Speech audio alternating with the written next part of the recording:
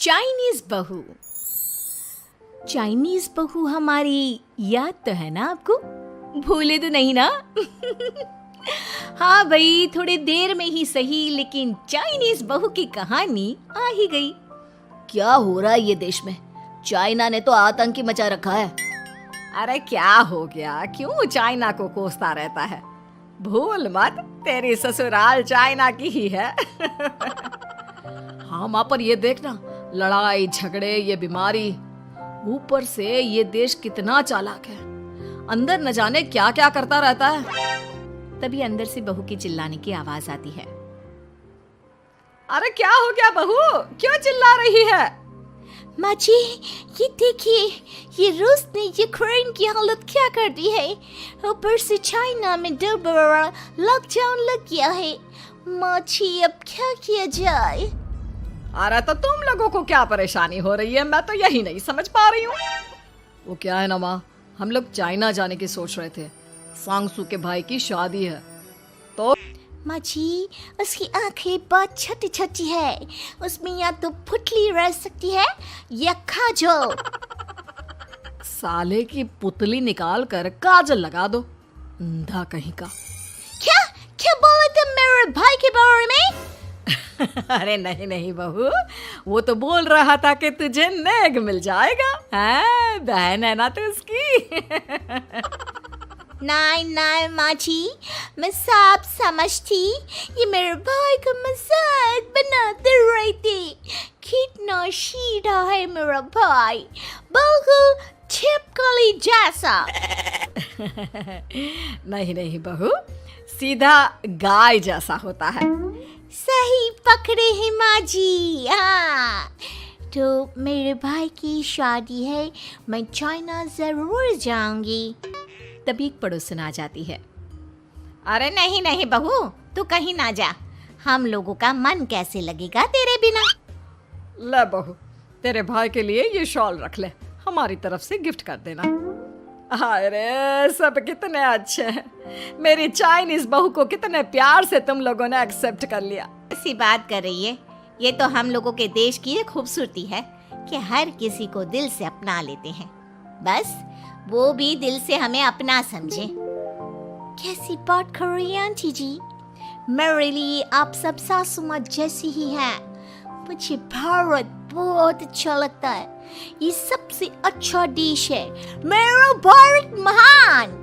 वैसे भी लड़के की शादी जहाँ होती है वो तो वहीं की हो जाती है ना। जीती रे बहू, सही बोल रही है। औरत तो होती ही पानी की तरह है, जो जहाँ जैसे रखे वैसी ही शेप ले लेती है। आंटी जी, ये थोड़ा नो प्रॉब्लम, मैं चाय बना कर लाती हूँ। फिर क्या, वो दिन भी आ जाता है जब बेटे बहू को चाइना जाना पड़ता है। वहाँ जाकर बहू का भाई कहता है, मेहरबान आ गए, मेहरबान आ गए। मैंने सबको बोला कि सब हिंदी में बात करेंगे, नहीं तो बहन नाराज हो जाएगी। थैंक्स बॉय, हिंदी मेरी भाषा है, आप मुझे उसमें बात करना अच्छा लगता है। आपने जीजा जी से मिलो। ओ बहन, तुम अंदर चलो।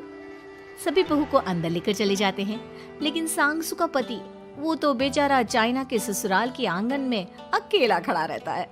काफी देर तक जब कोई उसे नहीं पूछता तो वो माँ को घर पर फोन करता है। हाँ बेटा, पहुँच गए ना कुशल मंगल? हाँ माँ, लेकिन सांगसू पता नहीं कहाँ है। तो तू अंदर चला जा, तू बाहर क्यों है? अरे दामाद है तू वहाँ का, उन लोगों ने तुझे बिठाया, चाय पानी कुछ नहीं पूछा? नहीं ना माँ। तभी सामने से सांगसू आती है। क्यों आप अभी तक तैयार नहीं हुए? और ये बैग लेकर क्यूकम्बर से बाहर आए, इसे वहीं रख देती। कमरा? कौन सा कमरा? अरे कैसी बात कर रही हो? जब से तुम अंदर गई हो मैं बाहर ही तो खड़ा हूँ। बहू को बहुत हैरानी होती है और गुस्सा भी आता है। तभी उसका भाई और माँ आ जाते हैं। और सांगसू, अंदर खाना लग गया है।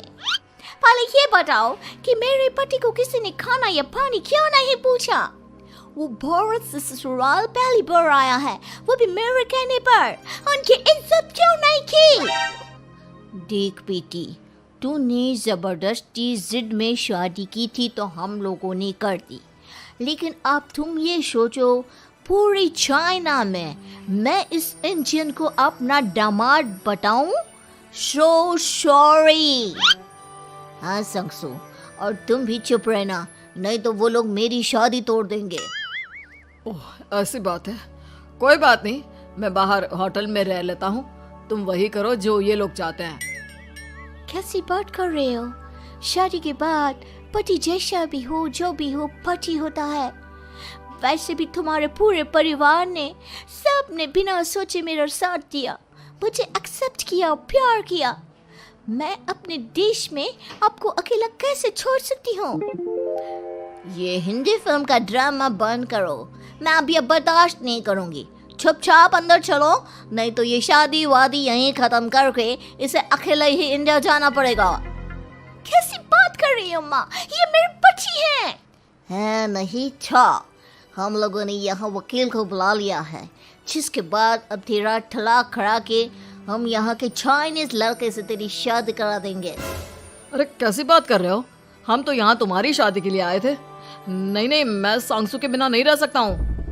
हाई वोल्टेज ड्रामा होने के बाद से ही सारा माहौल खराब हो जाता है कि तभी एक लड़की आती है। मैंने सारा इंतजाम कर दिया है, सांगसू की शादी का मंडप परसों लग जाएगा। तब तक इसके पति को कमरे, सभी सांगसू के पति का हाथ बांधकर उसे कमरे में बंद कर देते हैं। ये क्या कानूनी है? आप लोग मेरे पति के साथ ऐसा नहीं कर सकते हैं। मैं किसी से शादी नहीं करूंगी, ये साफ बात है। पहले मैं अपनी शादी करूं, फिर तेरी भी शादी करवा दूंगा। सब कुछ तय हो जाता है, भाई की शादी हो जाती है। फिर वो दिन भी आ जाता है जब सांगसू की शादी वो लोग जबरदस्ती करने के लिए उसे मंडप पर ले जाते हैं। ऐसा मत करो, ये मेरी बीवी है। मैं किसी से शादी नहीं करूंगी। कैसे नहीं करेगी शादी? शादी तो तेरा बाप भी करेगा। हो, मैं करूंगा शादी। प्लीज कोई मेरी शादी किसी अच्छा औरत से करवा दे। चुप, बिल्कुल चुप। फिर माँ सांगसू और उसके पति से कहती है, तुम लोगों का बच्चा मेरी कैद में है। अगर तुम लोगों ने कोई भी होशियारी की तो मैं इस बच्चे को मार दूंगी। दोनों माँ का रूप देखकर हैरान हो जाते हैं। बच्चे की खातिर दोनों शांत हो जाते हैं और शादी की रस्में शुरू हो जाती है कि तभी सांगसू की सास पुलिस के साथ आ जाती है। माँ, सरसू माँ आ गई, मेरी माँ आ गई। माँ प्लीज हम लोगों को बचाकर वापस ले चलो। पुलिस सभी को गिरफ्तार कर लेती है। बेटी के बच्चे को मारने की धमकी तो कोई चुड़ैल ही दे सकती है। अरे तो ये चुड़ैल ही तो है। ये सही बोल रहे हैं, ये औरत किसी चुड़ैल से कम नहीं है। तभी उन लोगों का बच्चा भी आकर सांगसू के गले लग जाता है। बेटा, ये चाइनीज लोग ना होते ही धोखेबाज हैं। इन लोगों पर मुझे भरोसा नहीं था, इसलिए मैंने तेरे फोन को हमेशा के लिए मेरे फोन से अटैच कर दिया था, जिससे तेरे आसपास होने वाली सारी बात मैं सुनती रहूं। उस दिन भी मेरी तेरी बात हो रही थी तो तेरा फोन ऑन था, मैं सब समझ गई थी। मुझे माफ कर दो। नहीं, बिल्कुल नहीं। चलिए माँ जी, इंडिया वापस चलते हैं। आज के बाद मैं यहाँ कभी नहीं आऊंगी।